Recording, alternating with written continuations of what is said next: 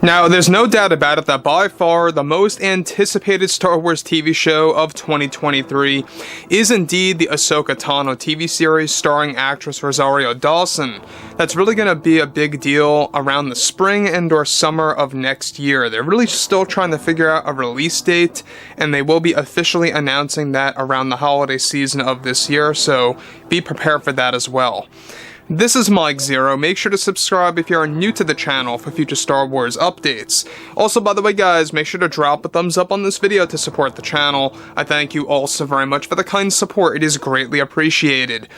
Now, one thing about the new universe between George, John, and Dave is that they are set out to make things up to the fans. They really want to make sure that they are going to cater to a lot of fans' demands out there and what they have been waiting to see on, of course, all of these new and upcoming Star Wars TV shows. And that's exactly why Favreau and Filoni are getting all these different promotions by Disney, basically giving them more creative power, more control on the financial aspects of these franchise, projects, of course. And when you look at it in this sense, Favreau and Filoni are like real dedicated fans as well as creators. So when you look at everything related to the Kenobi TV series, alright, by Deborah Chow and Joby Harold, this is the one show that a lot of fans were very disappointed with, of course, for multiple valid reasons. Now, a lot of you may have liked the Kenobi series through and through from start to finish, which, by the way, that's fine. Everybody has an opinion. Everyone has a right to their opinion. But looking forward to what we are actually going to deal with now is that they are developing a second season that is going to be treated as a soft reboot. Alright, so let's elaborate. Now, on top of all of this, since the release of the Kenobi series, fans have expressed some high criticism over the show by Deborah and Joby. And with Disney executives now getting together and forming plans for a second season that will be treated as a soft reboot, it's noted that Favreau and Filoni are set to get involved with a new season of Kenobi that will be using an unused concept from the Kenobi movie trilogy that was cancelled. Now, two major storyboards that John and Dave are set to use in the Kenobi second season is set to involve a detailed scene in which it will feature both Mace Windu and, of course, Anakin Skywalker during the events of the Clone Wars.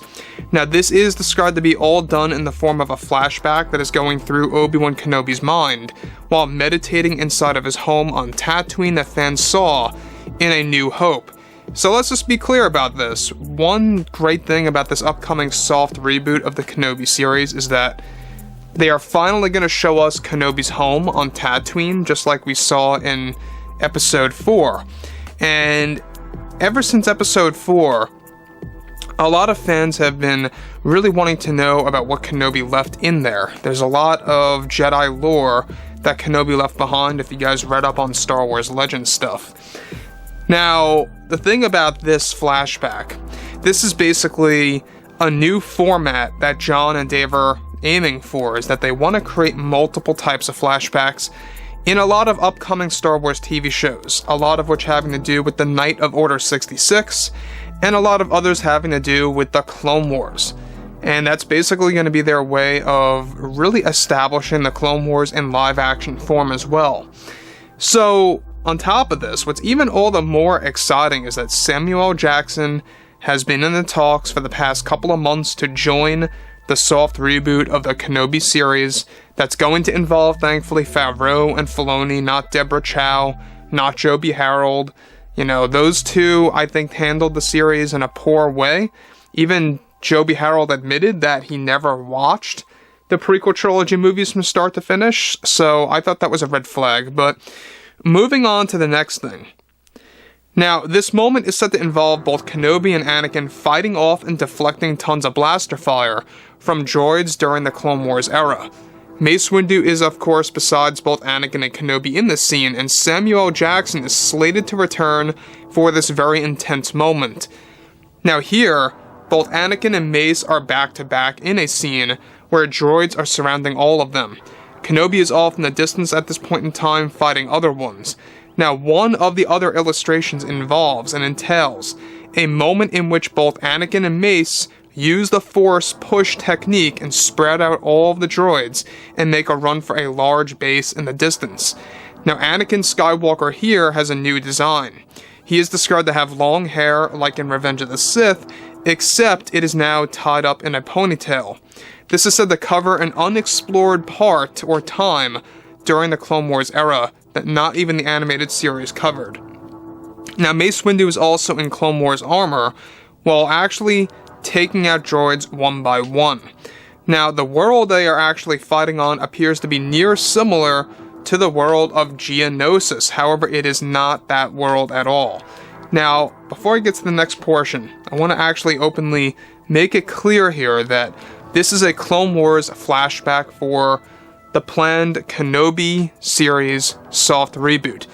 And basically what they're doing is that they're taking all of these storyboards, over 500 of them, picking and choosing which ones to finalize to use in the script, and that's basically Favreau and Filoni's new format before writing a script, is that they take storyboards, or they make storyboards, they finalize them, and they use that as a visual representation to write a script. And that is a very interesting format, because that is giving John and Dave visual cues on what to do with the story. Now, this one in particular has been finalized for the soft reboot of the Kenobi series. We're going to be learning more about this all next year, so keep your eyes open for that. Star Wars Celebration, D23, they're going to be making a lot of big announcements, including the Book of Boba Fett Season 2, which is also going to get a soft reboot, I guess you could say, treatment. So, when you look at it like this, basically the fact that they are utilizing Clone Wars flashbacks in different projects, it goes to show you that John and Dave really want to slowly explore different eras of the franchise that are not The Mandalorian. Alright? And that, I think, just goes to show you that they're trying to expand their horizons. They're really trying to really kind of do different things here and there, and just do things that fans love and enjoy. Now, this moment where Mace Windu is in Clone Wars armor and fighting alongside Anakin and Kenobi, it does kind of make you have some kind of nostalgia. It reminds me of in Attack of the Clones, where you had, of course, all the Jedi fighting in that Coliseum on Geonosis. It's reminding me of that. That's kind of the imagery that a lot of, fans, I'm sure, are going to be able to get, because the world is described to be very near similar to Geonosis, however, without the Coliseum, per se. Now, this is where things begin to pick up, is that Samuel Jackson is not just returning as Mace in the form of flashbacks, but also in present time. So they are going to explore different versions of Mace Windu in different points in time in the soft reboot of the Kenobi series.